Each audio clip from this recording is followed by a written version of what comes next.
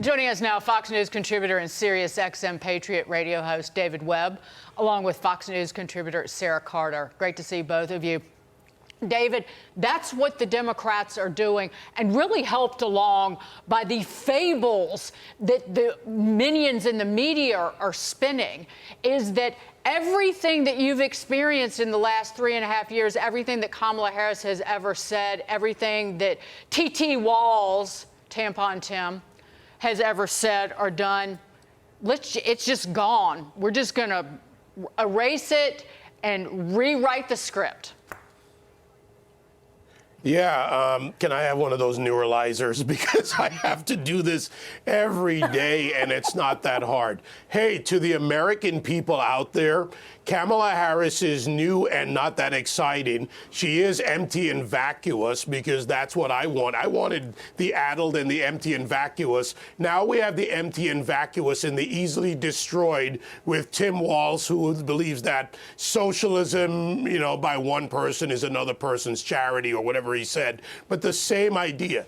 Look, we've got to look at them for what they are and use everything that's available. We don't have to go down rabbit holes. You just laid out case after case in audio and video. You can see them for themselves and then realize that all they're giving you are platitudes, descriptions, adjectives, but no policy. So they have to say Trump reversed policy.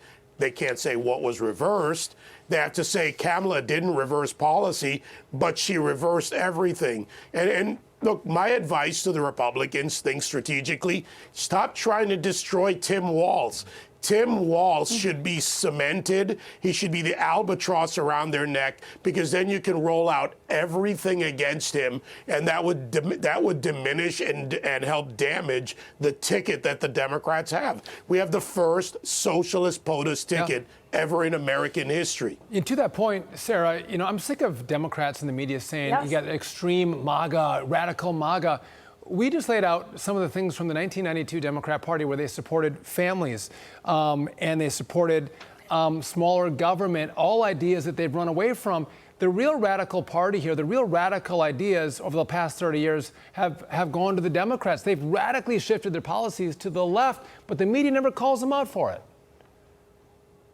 They never call them out for it, and they're charlatans. I mean, Kamala Harris and Governor Walz are charlatans. They're liars. And this is really a vote between a Marxist ideology. You can see the 1992 platform. It might as well have been MAGA. I mean, that's where it was back then. This is a completely different Democratic Party. And as for him wearing his camo hats, all you have to do is look at Minnesota and see the rise in crime. It's like a war zone there. You've got 118% rise in homicides since Governor Walz came on board, over 255% rise in auto thefts. And by the way, my brand new truck was stolen last night here in Texas, and I found it in Mexico on a tracker. So that's Kamala Harris and her wide open border policy. Not only are people coming in here, but our vehicles are going over there and being laundered and sold on the black market in Mexico and all over the world. We have a situation in the United States where we really are at a crux. We're at a crossroads in history. Are we going to vote for Marxists, or are we going to vote for principled people that stand and defend the Constitution of the United States and the future of this great nation? And that's the vote. And I agree with David. Just show them for who they are. Complete and utter failures. No matter how anybody tries to paint lipstick on a pig, you can't do it. It's still a pig. They are literally asking the American people to hand over their bank accounts, their credit cards to them, and their children. They want to take everything that you have. And for what purpose? Only their own power. I want to move on to this, though. Joe Rogan, tired of playing politics, and the only person apparently not playing the game is Bobby Kennedy Jr. That's politics. They do it on the left. They do it on the right. They gaslight you. They manipulate you. They promote narratives. And the only one who's not doing that is Robert F. Kennedy Jr. You a fan? Yeah, I am a fan. Yeah, he's the only one that makes sense to me. He's the only one that he doesn't attack people. He attacks actions and ideas, but he's much more reasonable and intelligent. That might go a long way, David Webb. Bobby Kennedy said earlier that he said that they have enough signatures to get on the ballot in all 50 states. The question is, who does it hurt? Some say it will hurt Trump. Some, what do you say? You know, nobody knows for sure. I mean, if you take some of his eco positions, he's going to get support from Democrats, right? He's the guy who a few weeks ago said that an EV only costs 3 cents a mile to operate. So he'll align with that left. And that's a good thing because he can take away from some of the eco-terrorists out there on the left who want to change us over. By the way, like Tim Walz, who wants all the electricity in Minnesota to be produced by carbon-free methods in 2040. I mean, these are actually unachievable goals. So I see Kennedy taking some of that from him. He might get some reaction from more the libertarian quarters on the Fauci issue, for example. And look, it was a brilliant examination and deconstruction of Fauci.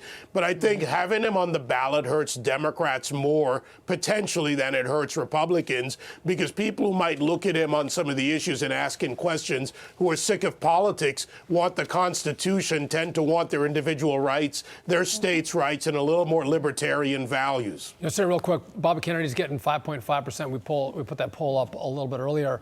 The problem is Joe Rogan is throwing his endorsement away, and this, I think, hurts Trump because there's a lot of young men who would be Trump voters that listen to Rogan, and they'll follow Rogan's lead, maybe vote for Bobby Kennedy Jr.